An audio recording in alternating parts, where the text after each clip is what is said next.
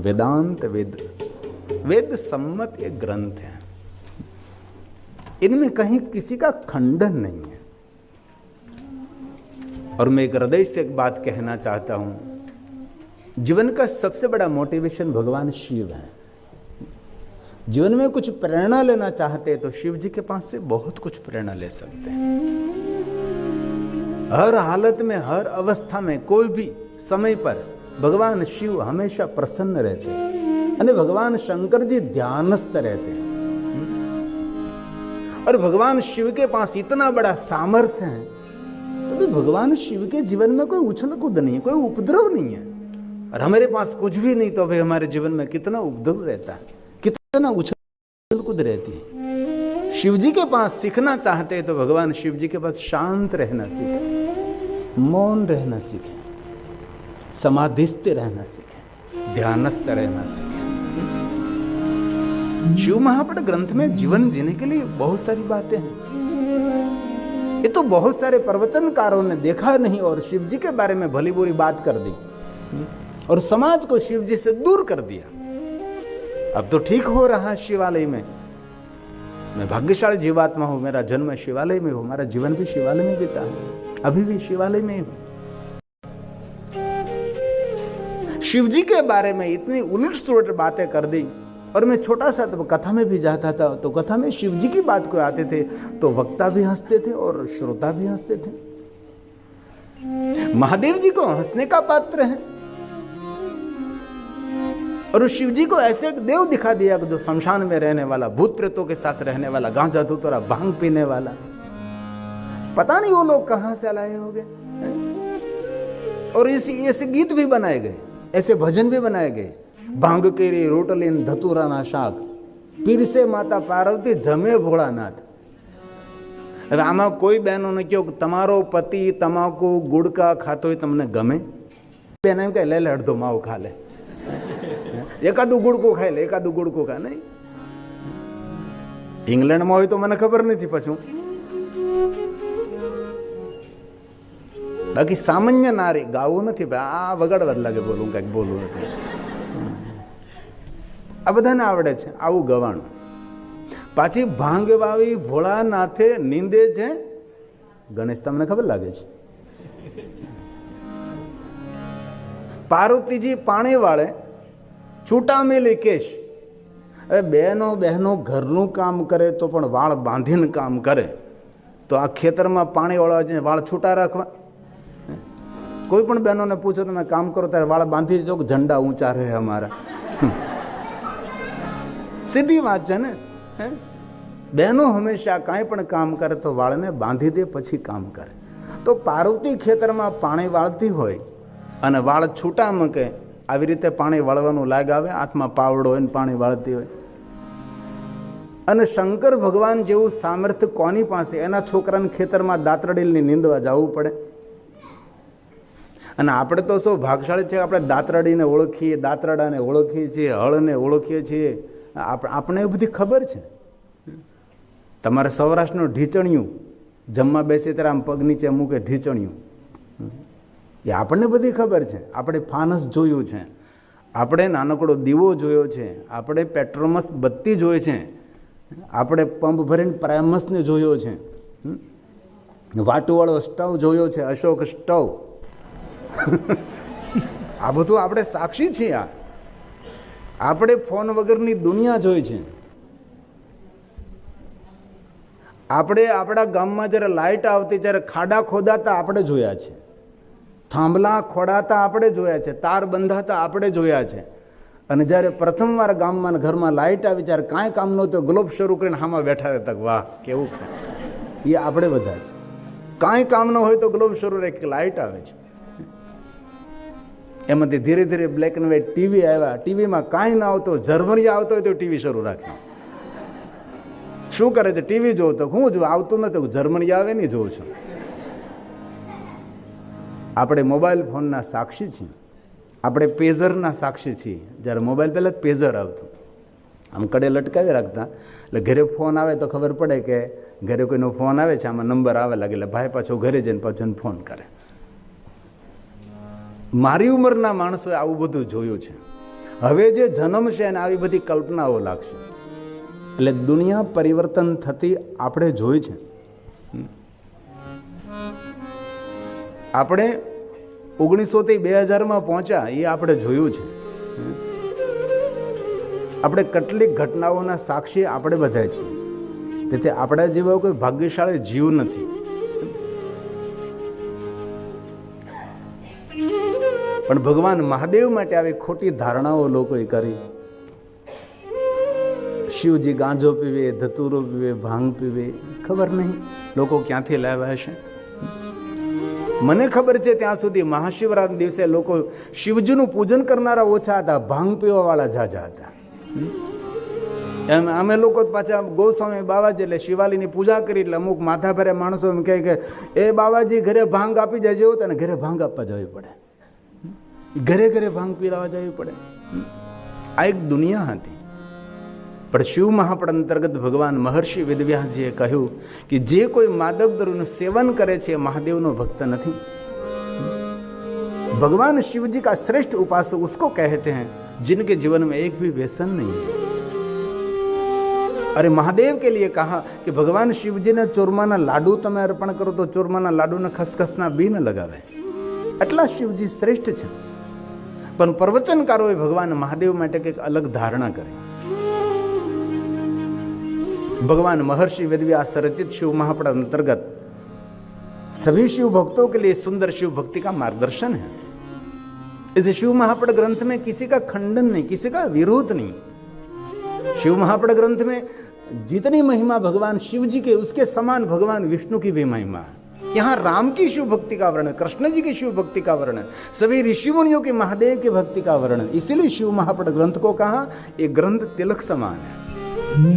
आपने कितने ही सुंदर सुंदर मूल्यवान वस्त्र धारण किए हैं, जहां तक आपके बाल में तिलक नहीं है वहां तक आप शुभ नहीं है. आपने पुराने वस्त्र पहने हैं, फटे टूटे वस्त्र पहने, लेकिन आपके बाल में जो तिलक है तो आप शुभ है, आप मंगल है. लेकिन हम बहुत सारे लोग तो बाल में तिलक भी नहीं करते. हमारा परिचय है, कभी शर्माना नहीं चाहिए. मैं तो कोई भी एयरपोर्ट में जाता हूं भस्म का त्रिपुंड करके ही जाता हूं. इसमें क्या, जो गैर हिंदू है ये लोग मूछ नहीं रखते, सिर्फ दाढ़ी रखते हैं, तो अभी उस लोगों को शर्म नहीं आती. और हम लोगों को छोटी सी बिंदी करने में हम लोग को शर्म आती है. गौरव से रहना चाहिए कि मैं सनातनी संस्कृति में और हिंदू परंपरा में मैं हूं. मेरे ऋषि मुनियों की संस्कृति है. हमारे बच्चे तो कितने, और इस देश के अंदर तो संपत्ति आपके हाथ में रह सकते हैं, लेकिन संतति आपके हाथ में रखना बहुत मुश्किल है. जिन्होंने अपनी संतति को संभाल लिया, समझो उसने सब कुछ संभाल लिया.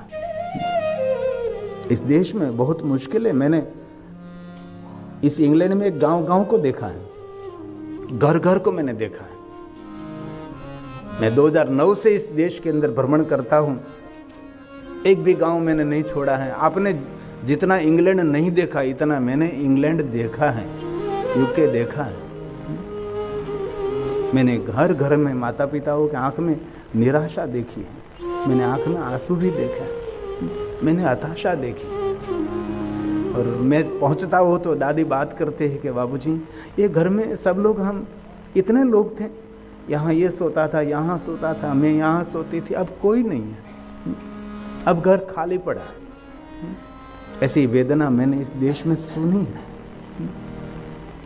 तो हर जीवात्मा के लिए सुंदर मार्गदर्शन करने वाला ग्रंथ ये शिव महापुराण है.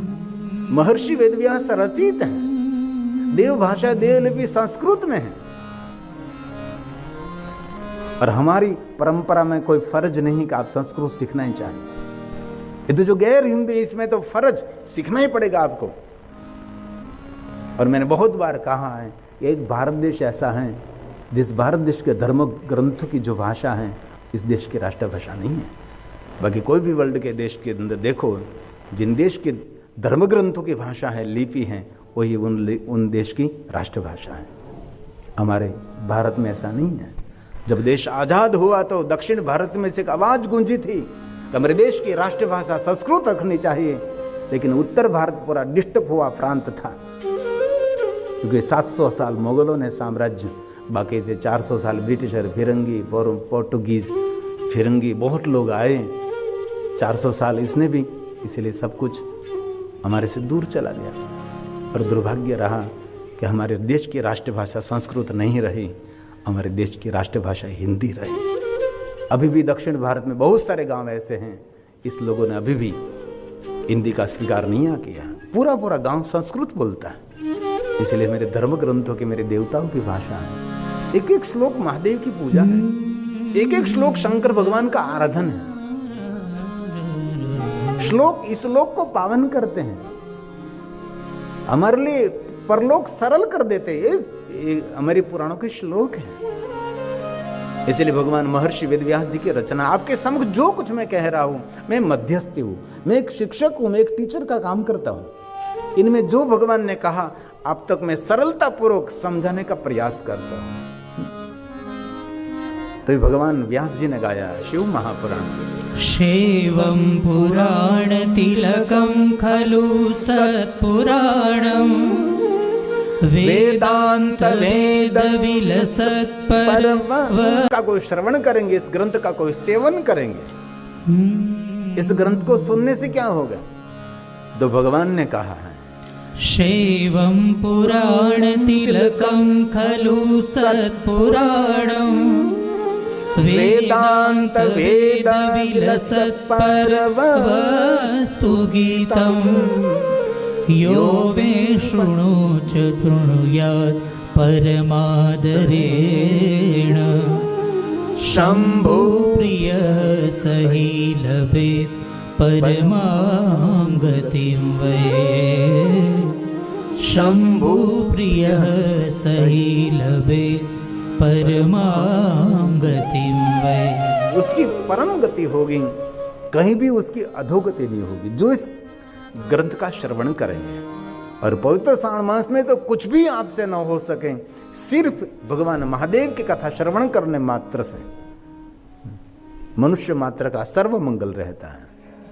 इस पवित्र श्रावण मास में बहुत सारी महिमा है। मैं बहुत सारे श्लोक को पकड़ कर लाया हूँ।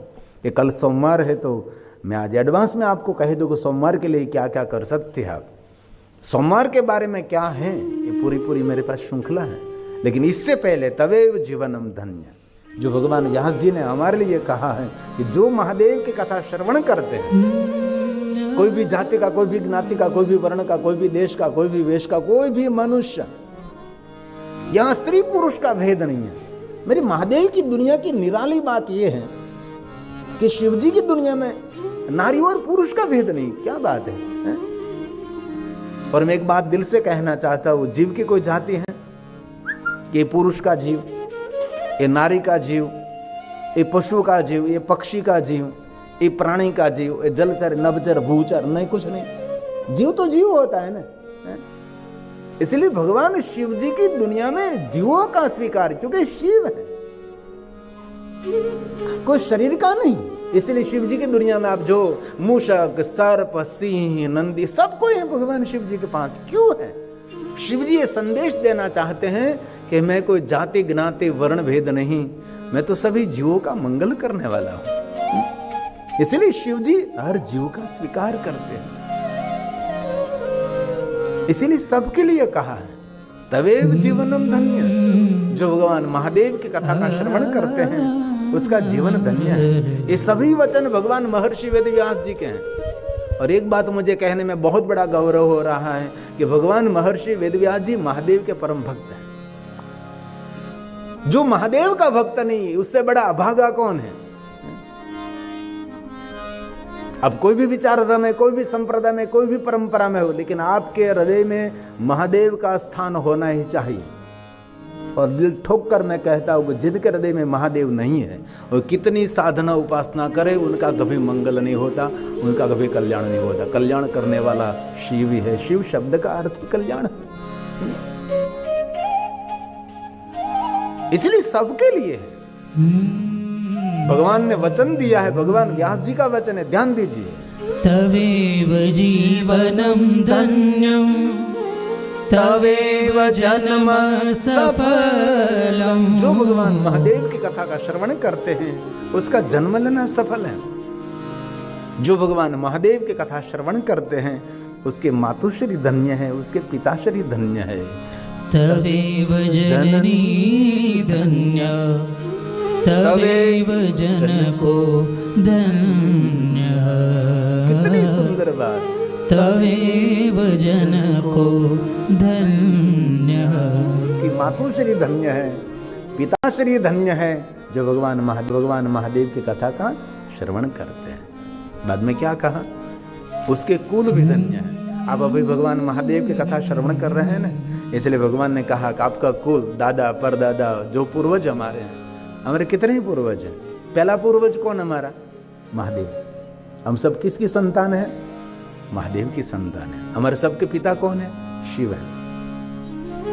हमारे सबकी माता कौन है? माता पार्वती है। माता च पार्वती देवी पिता देवो महेश्वर। हम उसकी संतान हैं। जो कुछ है उनका ही विस्तार है। माता च पार्वती देवी पिता देवो महेश्वर। बान्धवः शिवभक्ताञ्च स्वदेशो भुवनत्रयम्। स्वदेशो भुवनम त्रयम्। इसीलिए जो भगवान महादेव की कथा श्रवण करते हैं उसके पूर्वज भी धन्य हैं। मैं नहीं कह रहा हूं, भगवान व्यास जी बोल रहे हैं। ये सबसे बड़ी पितृ तृप्ति है, ये सबसे बड़ी पूर्वजों की गति है। इसीलिए कथा सुननी चाहिए, श्रेष्ठ श्रेष्ठ वक्ताओं का श्रवण करना चाहिए।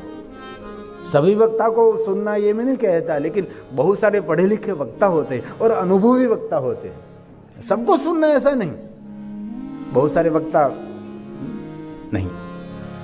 कभी अवसर मिले तो मेरे जूना अखाड़े के आचार्य अवधेशानंद गिरी जी महाराज हैं, इनके पास पर्याय शब्द इतने हैं। मुझे मिले थे तो मैंने तुरंत कहा कि आपके पास जितने पर्याय शब्द मतलब एक समान शब्द, ऐसे शब्दों की श्रृंखला किसी के पास नहीं। और शब्द शुद्धि की बात करें तो भूपेंद्र भाई पंड्या। मैं कोई वक्ता का नाम लेने में मुझे कोई भी छोटापन नहीं होता है, जो हमारे सभी मूर्धन्य है। और चिंतन मैदार मानने वाला चिंतन है तो पूज्य मोरारी बाबू का, उससे बड़ा चिंतन किसी के पास नहीं। इतना गहरा चिंतन इनके पास रहता है। और श्रीमद् भागवत कथा के गहराई से समझ लेना है और सुनना है तो और कोई नहीं, श्री भाश्री है, और कोई नहीं हो सकता है। ऐसे बहुत सारे वक्ता का मैं नाम दे सकता हूं, आप उसको सुने, जीवन में श्रेष्ठ मार्गदर्शन मिलता है। और सत्संग जीवन का एक अंग होना चाहिए। जैसे हाथ के बिना नहीं चलता, आंख के बिना नहीं चलता, कान के बिना नहीं चलता, पैर के बिना नहीं चलता, तो सत्संग के बिना कैसे चल सकता है? जीवन का एक अंग होना चाहिए सत्संग। कथा एक आध्यात्मिक मोटिवेशन है। कथा इसीलिए हम नहीं सुनाते कि आप मेरे जैसे वस्त्र पहनकर आप गिरनार की गुफा में चले जाओ, हिमालय पहाड़ों के कंदरा में चले जाओ। मैं कहूं तो कोई जाने वाला नहीं है, कौन जाएगा? कथा एक जीवन जीने की शैली है, कथा एक जीवन जीने की पद्धति है। बहुत लोग ऐसा मानते हैं कथा मतलब ये वृद्ध लोग सुनते हैं।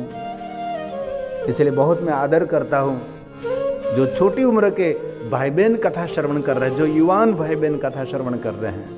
एक बार मैं कथा में मैंने कहा कि युवान भाई बहन कथा श्रवण करते, बहुत हृदय से प्रणाम करता हूँ। तो एक 80 વર્ષના દાદા તાલી પડવા લાગ્યા। એટલે મેં તો કેમ તમે તાલી પડી? કે હું 80 વર્ષનો યુવાન જ છું હજી। હવે તો આનો આ ભાવ તમે રાખજો, હો વરહ સુધી તમે આમનામ હાલતા ચાલતા રહેશો। કારણ કે માણસ શરીરથી ગરડો નથી થતો, માણસ મનથી ગરડો થઈ જાય છે।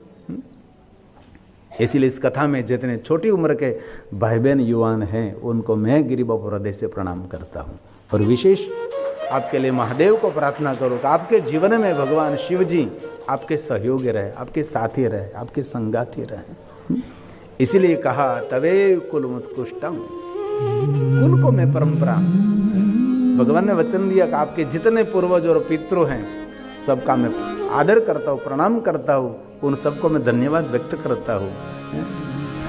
तवेव कुलमृत्कृष्टं सत्यम सत्यम न संशयः यतः सदा शिवे भक्तिरि दृशी त्वयि राजते दृशी त्वयि राजते। भगवान ने कहा कि जिनके हृदय में महादेव की भक्ति राज कर रही है, सत्यम सत्यम न संशय, उनका जीवन सफल है, वो मनुष्य दर्शनीय है। इसलिए कोई भी विचारधारा में आप है, कोई भी परंपरा में है, लेकिन जैसे आपके घर में एक कोने में मंदिर रखते हैं, पूरे घर में मंदिर नहीं होता है, ईशान कोने में आप भगवान को बिठाते हैं।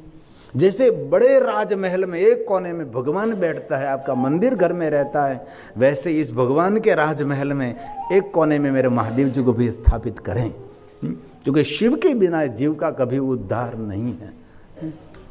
कौन उद्धार कर सकता है? कोई नहीं, शिव ही कर सकते हैं। इसलिए महादेव जैसे कोई भला और भोला देव भी नहीं है। थोड़ी भक्ति करने से, ओम भला शंकर भला, थोड़ी भक्ति करने से जल्दी जल्दी प्रसन्न होने वाला, थोड़ी उपासना से आपके पास आने वाला, बहुत लंबी लंबी उपासना नहीं, थोड़ी उपासना करने से आपके पास रहने वाला ये शिव है। कुछ भी नहीं है, एक जल का अभिषेक कर दिया, जीवन में सभी प्रकार की तृप्ति कर देते हैं। कुछ भी नहीं, एक बिल्वपत्र अर्पण कर दिया, महादेव जी सभी बातों की कामना पूर्ण कर देते हैं। शिव जैसा सरल कौन हो सकता है? लेकिन भारत देश के अंदर बहुत सारे विचारधाराओं ने कभी कभी क्या किया पता नहीं, लेकिन बहुत लोग शिव से विमुख हो गए। मुझे कथा करते करते 30 साल बीत गए। कितना मेरे जीवन का समय निरंतर गांव, देश, शहर कितने लोग मुझे मिले हो गए।